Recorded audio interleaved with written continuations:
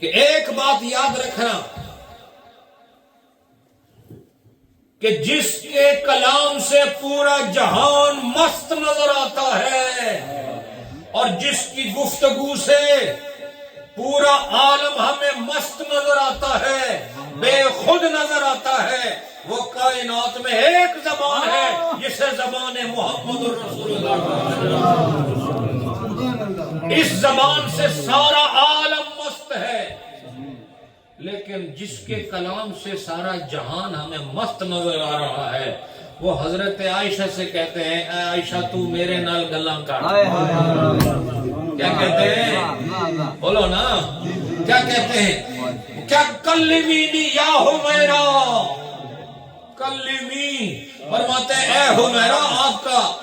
آپ کا یہ خوبصورت نام لقب میرے نبی نے حمیرہ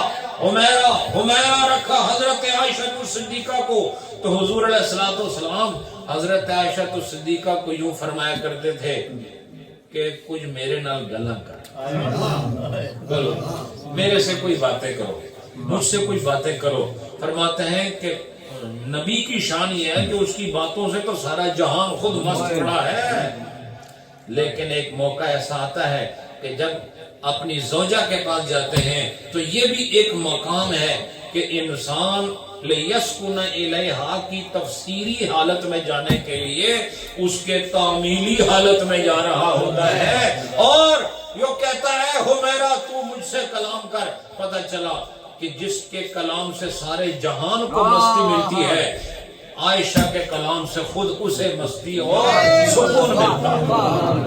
اور یہ مستی وہ شرارت والی مستی نہیں، اس مستی کے اندر یاد رکھو روحانیت ہے، روحانیت کی مستی ہے۔ اور حضرت حمیرہ کا کلام کیا سمجھتے ہو؟ وہ عام میاں بیوی والا کلام تھا، اور ان کے کلام میں قرآن کی آیات تھی، ان کے کلام میں تصوف کے اشارے تھے، ان کے کلام میں حقیقت سے پردہ اٹھانے کی خوبصورت بہاریں تھیں، لہذا حضور کو ان کا کلام پسند تھا، تو فرمایا اے حمیرہ مجھ سے تم باتیں کرو۔ پتہ چلا کہ ایسا موقع آتا ہے کہ انسان اپنی جاہ و حشمت کے باوجود اور اعلیٰ رفیع مقام کے باوجود ایک ایسے موڑ پر آتا ہے کہ وہ اپنی زوجہ کے آگے بیٹھ کے کہتا ہے کہ تیرا بھی مقام خدا نے رکھا ہے اور میں اسے تسلیم کرتا ہوں۔